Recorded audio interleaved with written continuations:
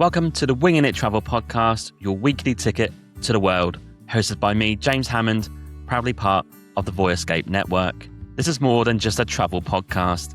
This is a cinematic audio experience to take you along with me on my journeys. Through rich, immersive soundscapes, authentic storytelling, and on-the-ground reaction, I bring you right alongside me where I'm hiking volcanoes, checking out the chaos of a city, or camping under the stars. With over 15 years of travel behind me, I've met incredible people, seen breathtaking places, and collected unforgettable stories, and now get to share them with you. So expect a mix of immersive audio episodes that let you hear the world as I explore it, solo episodes where I give raw, authentic storytelling, tips, and honest travel tales, and guest conversations with some of the most diverse and well-traveled people that I've met. This is a podcast for travelers, dreamers, backpackers, or anyone who thinks, what if I just went for it and traveled the world? So if you're looking for stories to tell, tips to share, and experiences to inspire, then you're in the right place. There is so much travel content coming your way, it might just spark that trip that you've always wanted to take. Winging It is part of the Voyescape Network, and you can check all the podcasts out on the network at voyescape.com. There's so many great hosts, great podcasts, and many, many great travel tips. Honestly, it's one of the best resources out there for travel, and it will inspire you to get out there to see the world.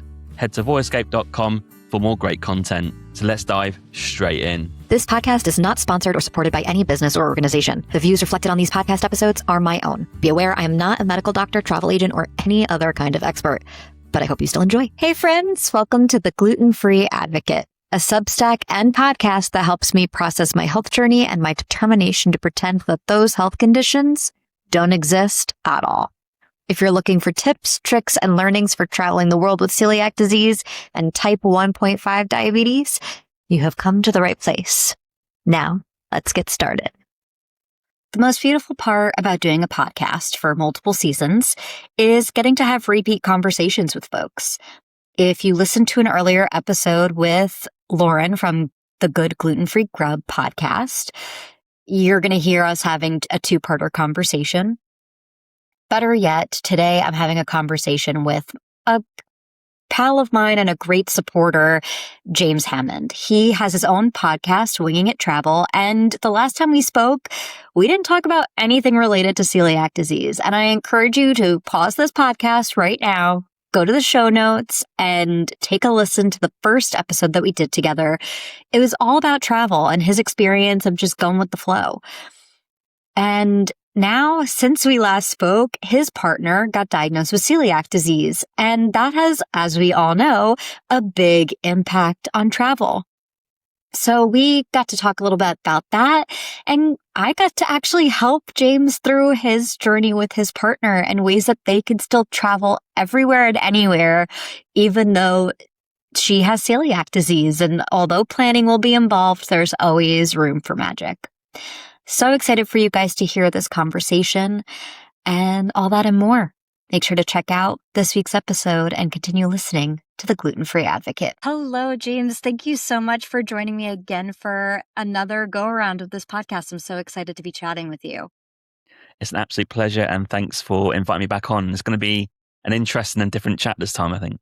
Yes. I know that you've been through a lot since we last spoke. It makes it more and more relevant to this podcast, which is about celiac disease and traveling. So excited to talk about that.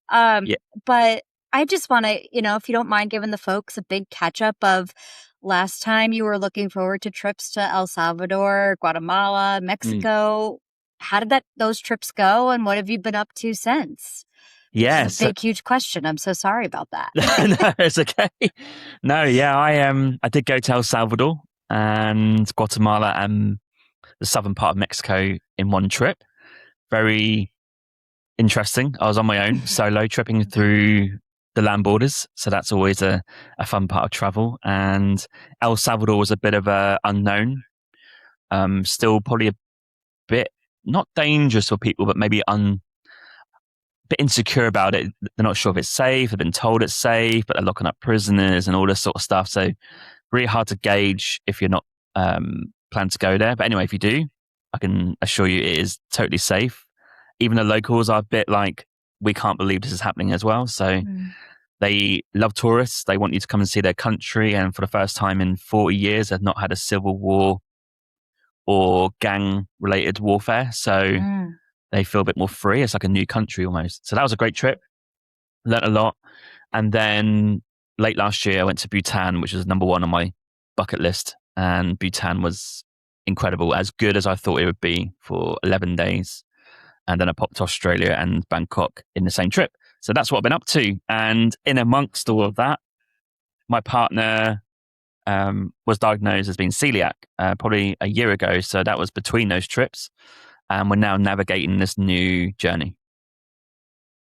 Yeah, that was interesting when you wrote to me and mentioned that this was now become a part of your life. And we spoke obviously before this diagnosis. So I don't want to speak too far out of school. This is your partner's health journey.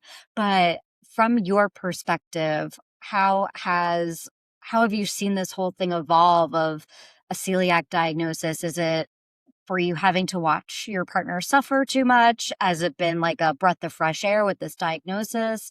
I imagine I know it's not as tough for you as it was for her, but Yeah. It's still tough to watch someone that you care for go through a tough time, presumably. But I would love to hear your experience on that. Yeah, it's actually an interesting journey. I don't know if you speak to a lot of people who have this, but we're both actually getting blood tests at the same time for different things. And I know Emma was feeling for the last couple of years, maybe a bit uncomfortable with after eating and stuff like that, but never thought, well, she's trying to work it out, but never thought to take it seriously or go down the celiac route, right? So anyway, we had a blood test. We both got results back at the same time, roughly. And her doctor, my doctor as well, rang up and said, oh, by the way, look, this thing we're testing for is fine. But, oh, by the way, I think you're celiac. And we're like, what? And she said, yeah, the score on the blood test, I think, please correct me if I'm wrong, they have like a scale. And I think it's 12 or below, you are not celiac. If you're in the higher, like around 10, you're probably like intolerant. But if you're above 12, they would say you're celiac. So she went for an extra test, which is a endoscopy. Is that right? Where they put the thing down endoscopy. Yeah, down your throat. And I can't do that. And yeah, that really confirmed it for her. But she was 250 plus. So we always thought since that call that she had it. And then it was that weird period before that endoscopy where you have to eat gluten to get tested. And then she wasn't feeling great. So we thought, oh, okay, this is actually a thing. Got the results back, confirmed. And then since that day, it's been a whole life change because I'm 0.5 on that scale. So I'm nowhere near gluten intolerant. And I thought I was. So that was probably the biggest shock. And then what happens is, this might sound a bit crass, but I didn't take it seriously in terms of travel or lifestyle. I thought, oh, do you know what? You might have to give up some foods, etc. But as we went on through the months, I'm actually now gluten-free at home because it's too dangerous to contaminate. It's just impossible. Yeah. So that's at home. And then travel is a whole different discussion as well. Right. Oh, my goodness. Yeah. That's interesting. I have a similar story of getting diagnosed kind of on accident. That wasn't going, I was 15, so I wasn't really going to my doctor with any complaints. But yeah, it's funny how so many folks are just like, oh, I thought it was normal for us to have, stomach pains after eating. It's funny, for a long time, I would have partners without that didn't have celiac, and now I have a partner that does have celiac, and what a difference in that too. But good on you, because so many folks would not be willing to go gluten-free at home. I don't think you're abnormal in that you're not taking it quite seriously in the beginning because you're not seeing the impact that it has. Why would you? You never needed to. So I commend you a lot for, on behalf of the celiac community, for being willing to eat completely gluten-free at home. I'm sure that makes your partner feel really supported as well. Not to put words in her mouth, but yeah. No, she really appreciates it. And I think my mentality sometimes, hence my podcast, is called winging it. I would wing it. If that was me, I'd be like, oh, do you know what? I'll have it occasionally. Who cares? But actually, when we started to go to webinars about it and realize the effects of not just eating it, but contamination, we're like, I was like more, okay, no, we can't really take this too liberally. We have to actually be quite strict with it. And as best as we can, I know each person has a different level of reaction to gluten. So I'm not sure if someone could be celiac, but actually feel okay maybe sometimes by having gluten. Yeah. I'm not sure, but Emma does get a reaction. So we do have to be aware of that. Yeah, it definitely is a scale. And I love going to celiac social events because as nerdy as it Yeah. feels, you're learning so much about the gamut of what it means. But just for all of us that have family members that are listening to this podcast, and we're trying to explain to our family members of what it means when they don't take it as seriously. And when it's realizing putting one spoon in one gluten-free container and putting that spoon into gluten-filled or vice versa. What advice do you have for family members that are struggling to be there for their family member or friend in that way? Yeah. The first thing I'd say actually is get tested. So I don't know what you feel about this and in terms of your experience, but so Emma's got celiac, right? So in our minds, we're like, well, okay, well, she's got two siblings, two half siblings, parents, obviously. Like, you should be getting tested as well. Yep. And they've got kids. I'm like, so first of all, don't think because if I get tested and I have celiac means I can't have pasta or bread again. You can't think like that. You've got to go and get tested. So the first thing I would say is get tested. But in terms of helping your partner and your friends as well, I just didn't have an appreciation for this until she was diagnosed, where I think if you're going to go around someone's house, you've got to appreciate they're not going to have gluten in the house, and you're going to have to accept that and support them in that way. Don't bring stuff that got gluten in it. Don't do that. Don't disrespect the disease or the condition. I don't know what you call it. So please respect the non-contamination stuff, because contamination is really hard to control outside of your home. So if you're in someone's home, please respect it, because it's probably been the safest place to be for a celiac. So that's super crucial. And of course, going out, traveling around the world or going out for dinner is different, because you have to rely on the restaurant. You can never be totally 100% guarantee that they'll be celiac friendly, but I guess people will do their best. And this is a fully celiac establishment. So we've been working that sort of mentality of, okay, well, we'll ring up the place and make sure they are aware of celiac. And then our test is we mention celiac, and if they know the word, it's a good start. If they're not sure what the word means, we're like, no, that's not enough. So yeah, I just kind of would say to people, just be respectful of this condition, because it can be really crucial to the person if they are contaminated. I mean, my friend at home who got diagnosed, I think 2 months ago, he gets sick, physically sick, which is not the extreme Emma goes to, but if he's contaminated in any way, he's sick. So you got to respect these conditions and the ailments that come with them. I don't actually think it's a big ask to have gluten-free bread, gluten-free pasta. I really don't. Gluten-free beer. Yeah. Yeah. I don't think it's a big thing. Really don't. I love all the things that you're saying. You brought this up before, and when I re-listened to our first episode, and I encourage everyone to go and listen, and I'll have our first episode in the show notes. People can go back and listen to all of it. But you travel a lot solo, and you wing it. You don't really plan. But now that you and Emma have to, whenever you guys travel together, it's really difficult to just wing it when celiac disease is involved. Yeah. So how do you guys map that out on your journey? How do you compromise so you're still able to keep your spirit but also travel safely? Well, yeah, that depends where you travel to. I mean, we went to Victoria on Vancouver Island, which is a celiac's dream if you want to go and spend a weekend eating and not being too fearful, because all of their restaurants, that seemed, are celiac aware and make the best provisions for celiacs in terms of the food preparation. So that was our big test, and we passed and no reactions. So Victoria, BC, great. Okay. But that's easy because you can communicate in English about what you need. Mm-hmm.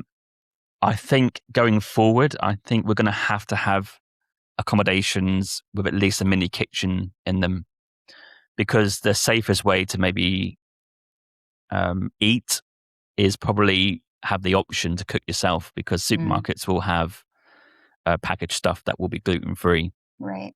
So I think traveling wise, in terms of different countries, that's going to have to be a strategy. And we haven't tested like maybe someone like in Asia yet. And we're a bit worried about it because there's so many things in Asian food that you can't have as a celiac. And Right. I think soy sauce is one. I mean, it's we've got to work that one out. But I think Europe and North America seems to be on top of it. Like Italy is very well averse in this sort of stuff because they have a lot of gluten in their diet. But obviously they realize part of the population does have celiac. So I think Emma's probably more comfortable in countries like France, Canada, USA, Italy, UK as well. Has got a great gluten-free range. So I think we're probably going to travel together in the easier countries for that, but it's now more restricted. It's not winging it. I mean, we would normally say, let's go to Bhutan, right? But now it can't be that. It's like, but does Bhutan have options where I can eat? This is for Emma. So this is the new question. It's more about that rather than the actual country now sometimes, because if she can't eat, then what do you do? It's not really enjoyable, is it? So, the food comes first actually now, which has never been the case. Yeah, I highly recommend following Celiac Sarah Explores, and I can send you her information on the side. Yeah. She's actually on a year-long trip with her husband, and they're currently traveling through Asia and finding different gluten-free options. So I'll send you her information. Hopefully that's helpful. Yeah, she's incredible. And a good friend of mine, I got to travel with her in Australia, and it was a great experience. Another country that's pretty darn good, with Sydney and Melbourne in particular. If you guys ever go there, I can give you some places and names. But please do. Hopefully become your community is widening now with this experience. Yeah. With the celiac community, we're always willing to help and put our noses in where they don't belong. But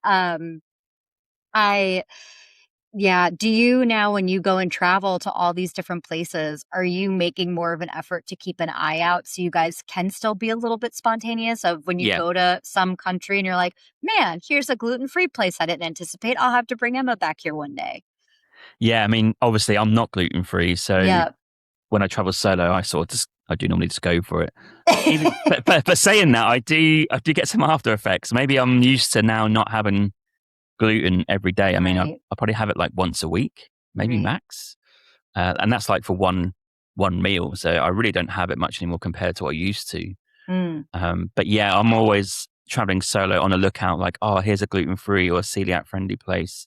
And we're making notes, we're making saves on the Google Maps, everything you can imagine for each of the places that we individually go to all together.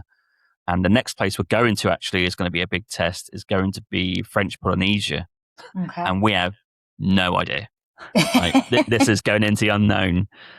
We don't speak French either, so we're going to have to really figure this one out. But we are staying in nice hotels, which is quite rare for me because I do hostels and stuff. So maybe there should be provisions for gluten-free. But I've sent a few messages out and they're not totally understanding of what celiac is. So it's going to be a challenge there. But they do have supermarkets.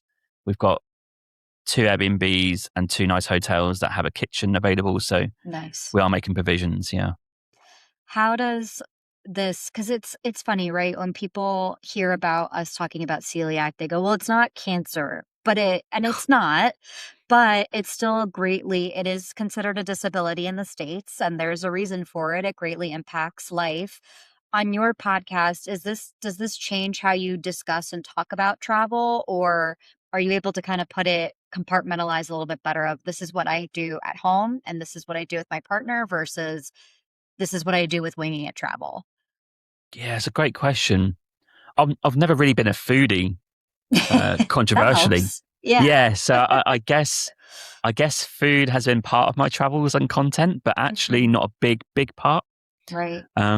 But now you asked this question, and now we went to Victoria at Easter. I'm now thinking with my content that I'm going to be providing a lot of YouTube and podcasts on gluten-free stuff. I think it's going to have to be key because I actually do want to help the community. I'm not sure how big the community is in the travel space. Big. I'll send you some folks. Yeah, for sure. Yeah, I mean, that's the folks that we know of, but how many people are actually just celiac and they obviously are not in the travel community, but they are trying to look for resources or for information. So I think I'm really going to lean into the celiac portion of this now, of my travels, and release content and put it in the keywords so people can find stuff, because I think it's key now. Because we can't travel without this, so this is now part of it. Right. This is a big part of the travel. Yeah. Oh boy, do I wish. So you guys are still traveling. It's not slowing you guys down, but you are being more particular about where you go together, and then just going on the adventures of a lifetime where you can go with the flow and winging it. Am I understanding that correctly? Yeah. I mean, we went for a year trip in 2023, which was before the diagnosis, right? And that was obviously an amazing trip. And we haven't actually traveled since then because we went away for a year, like your friend that you mentioned earlier. And we're like, oh, okay, we come back, we had no money. We went to all these amazing places, but we need to get back on our feet. And we knew that would take 3 to 4 years with some trips in between, right? So we're now in that third year. Yeah. So 2.5 years back from that. So it was never on the cards anyway. Like a big part of like that trip was never going to be repeated again, not until at least 2027, I'd say. Yeah. So nothing's really changed apart from the diagnosis. So I think when the next phase would probably be, we might relocate to Europe, might leave Canada maybe. Because the weird thing is, I don't know if you also have this, if you travel to Europe, like we just think the food is better there than North America. I mean, I'm sorry to say for your audience, but I feel better. Emma feels much better. And she seems to lose a bit of weight over there, same as me as well. So there's something in the European ingredients that just sits better with us. So I think longer term we are going to relocate, but that won't be for another 2 years maybe. So that's the next phase. So I don't think there'll be another big like winging it wanderlust trip coming up for both of us, but I am still going on a few solo trips just to keep the content coming, right? Because I do have more vacation time available than her in my job. So I get to go on more trips. It's just life has kind of taken over the last couple of years since that trip, which is not a bad thing. It's just a part of life, right? But like you say, like when we come to winging it again in the future, it's not going to be full 100% winging it because part of it is planning. We're going to have to plan. Yeah, a lot of planning, like the backups for the backups too. Yes. Yeah. And please know that you could always reach out. Gotten to tour quite a bit of Europe with celiac, so happy to share any and all resources that I have with you guys if that makes it please easier. Yeah, that'd be amazing. Yeah. So let's get back to you. We've talked enough about Emma without her being here. I appreciate Yeah. I appreciate her letting us share her story. But how is everything going with the podcast and YouTube channel, and what direction are you hoping to kind of take all these things with your creativity that you've got? Yeah, so the Winging It podcast, since we last spoke, has joined a network. So that's pretty cool. Exciting. I signed a 2-year contract in November 2024. I was in El Salvador, actually. Yeah, I think I signed it there. Interestingly. That runs out this year, but I think that'll be renewed. I think there's discussions will be quite positive on that. So that means I make a little bit of income. It's not like huge, but like you must know this, that a lot of effort goes into these podcasts and you don't necessarily get compensated for them. So it'd be nice to somehow get compensated with all the episodes I've done. I've done over 350, I think now. So I'm working towards that being part of my income. My YouTube, which is called Roaming with Hamo, is monetized. Don't get paid a lot from YouTube. It's tough to get views, especially that pay for ads. So I guess where I'm taking it all is I am a podcast producer on the side, which does pay quite well. So I guess I need to build that side of the business up for me to leave my job and be freelance. I guess that's the main aim as we speak to today. And I think that's probably a year, 18 months away in that bracket.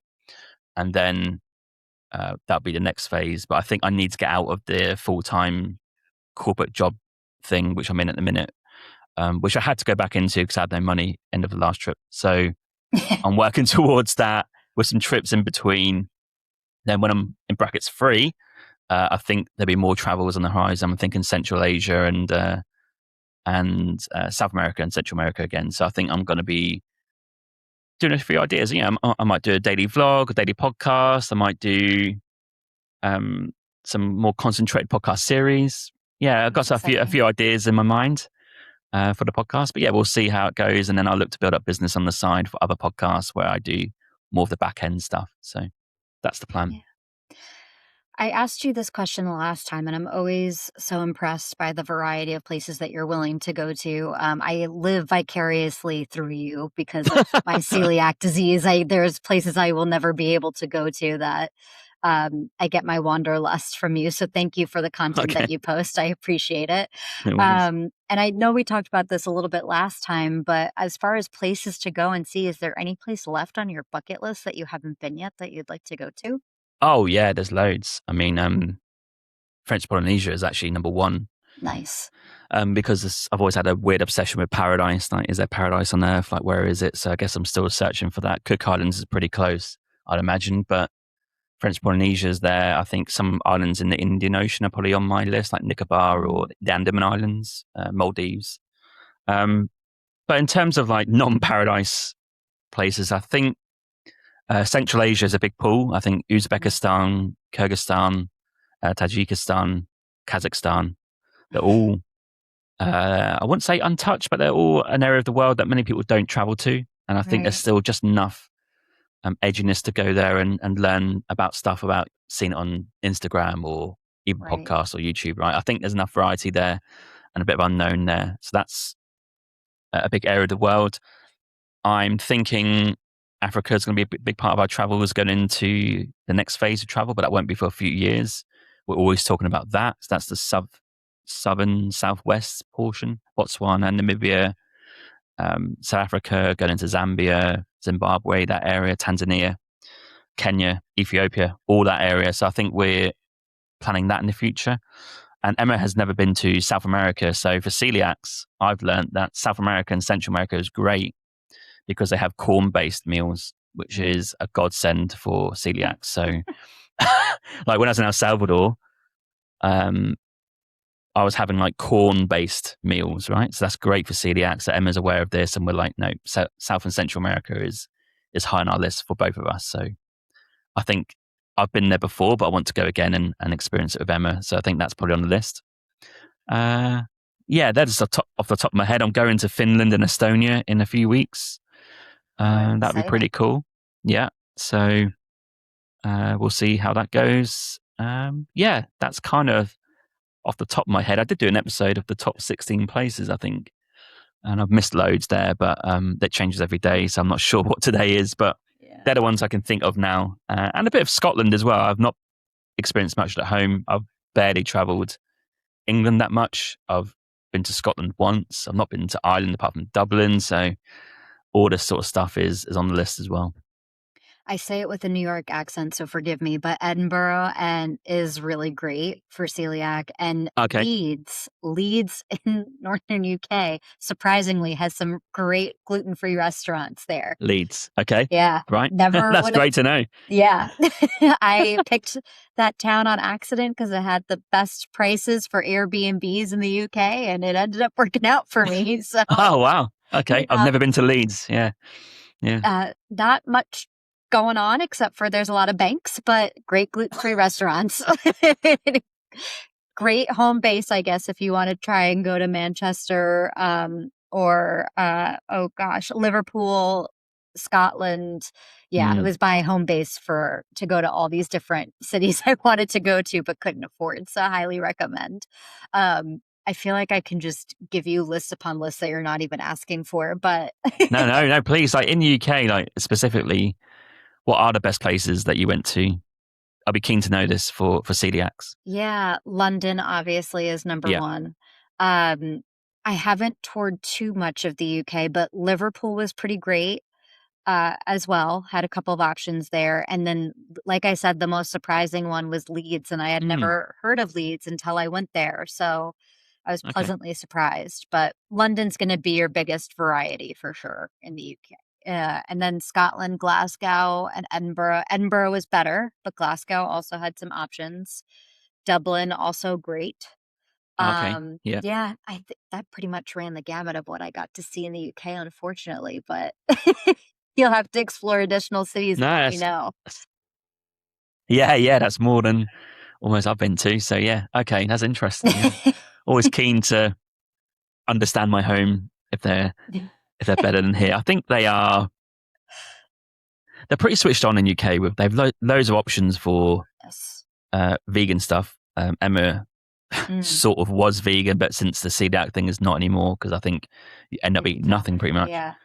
But I think it's tough. Yeah, I think she is always on a lookout in the UK of places to go. I mean, London's always going to be, for options, it's going to be the best. But even where we're from in Norwich, I'm not even sure how good the options are there. So that's a new blog post and a vlog, I think, in the future. Yeah, that's exciting. Yeah. I can't wait to keep following all of that. Super amazing. I had another question, but it totally left my head. But I also have taken up a ton of your time and want to just make sure we give your podcast and your YouTube channel, blogs, all a shout out. So before I get into the rapid fire questions, do you mind just letting the folks know where they can find you? Yeah, so it's a Winging It Travel podcast that is on all the apps, and it's part of the Voyascape network. So voyascape.com, voyascape.com.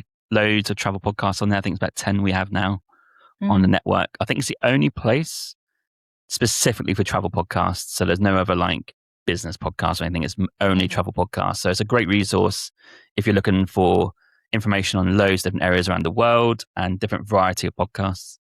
And my YouTube is called Roaming with Hamo. That's on YouTube, and that's probably every 2 to 3 weeks I put a video out. I used to do every week, but when you don't travel full time, you do run out of content, so you need to stretch it out a little bit. I also co-host another podcast called Taking a Career Break, which is all about career breaks. If you're working full time, if you're looking to take a break, it might not necessarily be travel, but it could be just part travel, part having a rest. We talk about Katrina's book. She released one for dummies called Taking a Career Break. She's also celiac. No, she's gluten free because she's very intolerant. So not celiac, but almost. So she doesn't eat gluten at all. She told me that Avignon in France is one of the best places to go for celiac. Interesting. Okay. Yeah, that's why she had the best time for food. Oh, well, there's also a town in Spain. I'll have to find it. That's 100% gluten free as well. Really? That's amazing. Yeah. That's incredible. So that's on all the podcast apps as well. That's on video, and you can check that one out as well. So I think that's pretty much about it. And I've got a website, wingingittravelpodcast.com, if you want more information. So that's me. We'll put all the links to all of the fun stuff in the show notes for sure. Amazing. Alrighty. So last time we did this, we're gonna give it a go again and see how you feel this go around. But the new question is, when do you find yourself needing to advocate for yourself the most? Wow. I'm curious as a non-celiac what your answer would be. God, I don't. Oh wow, that's thrown me. I've never been asked that before. I'm not even sure what advocate even means. Like you speak up for yourself, right? You push yourself. Oh God. I can give you examples if that's Please, helpful. can you give me one? I'm sorry. So, no. Normally, when I'm usually interviewing somebody that has celiac disease, so they're finding times where they have to speak up for themselves the most at the doctor's office because they're not listening or being attentive to their needs, or family even, or restaurants will be a common answer. But it's being a little unfair to you and asking you this question because you don't have celiac. And so who knows, it could be a whole gamut of things that. Yeah. I think where I do it the most, actually, this is quite an interesting and slightly deeper topic, I suppose. And it is family. but it's related to, I guess, this perceived lifestyle of travel because it's so unconventional. You must interview people who, like your friend who's traveling for a year, unconventional. Who travels for a year? Not many people, right?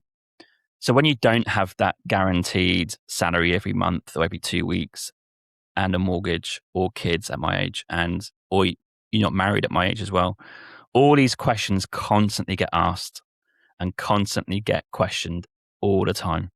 Yeah. So therefore, I'm advocating for myself that I am not interested in a lot of those things and I'm doing it this way because of this. So I think it is mostly family, a couple of friends where I would advocate myself for that because it's so unconventional compared to them and they don't understand it. And I guess it's almost looked down upon, that lifestyle. So I guess it's there, I think.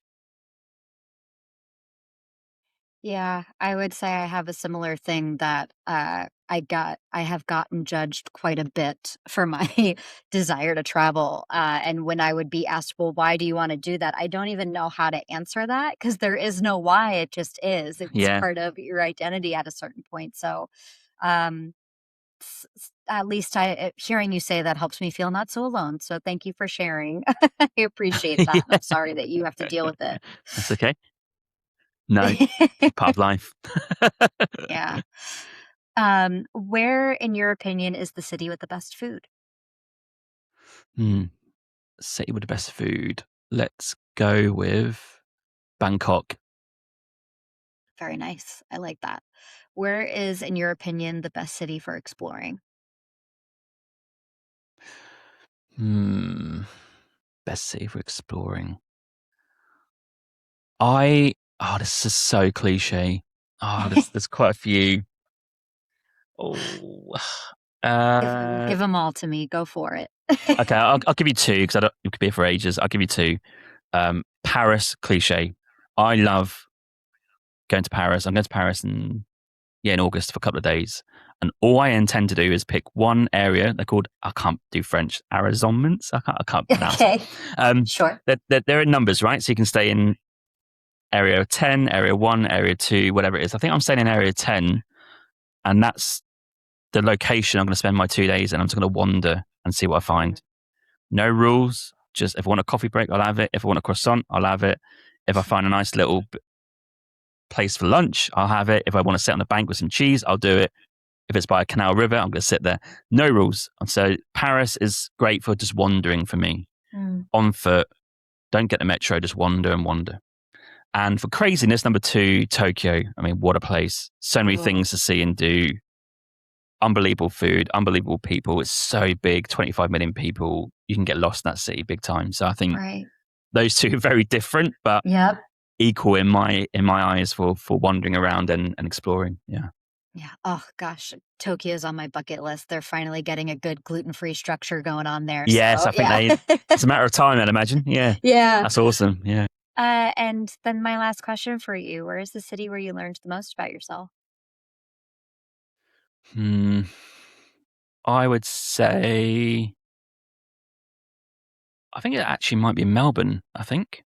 Yeah, I lived there for 6 months back in the day, and it's the first time ever probably that I earned some decent money.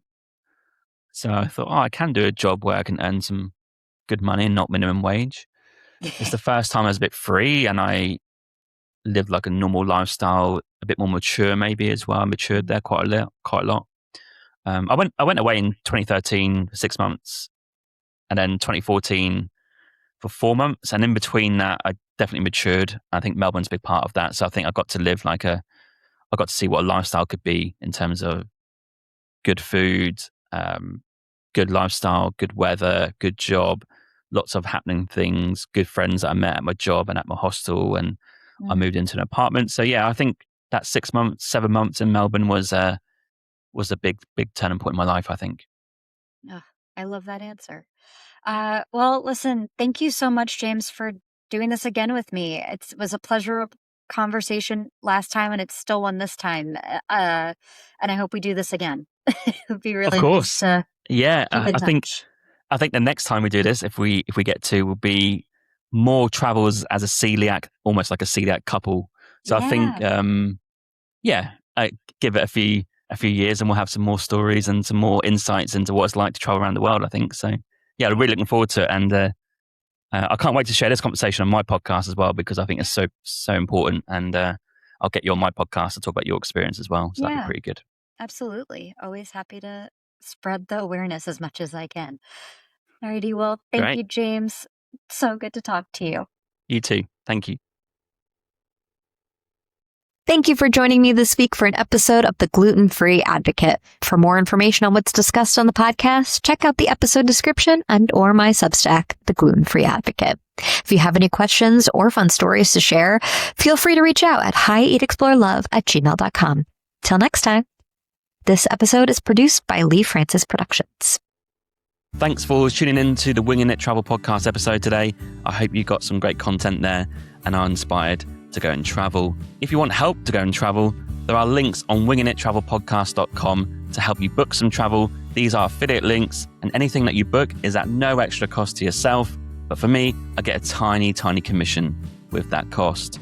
Also on this website is other great materials such as blogs, episodes, and information about myself and my travels. Head to wingingittravelpodcast.com for more information. Also, if you're looking for help to start a podcast, head to wingingitproductions.com. This has all of my professional projects within podcasting and YouTube, and you can see all the different types of content that I'm creating. And finally, don't forget to leave that review and 5 stars on your podcast app, or if you're on YouTube, don't forget to subscribe and like the video. Thanks for tuning in. I'll see you at the next episode.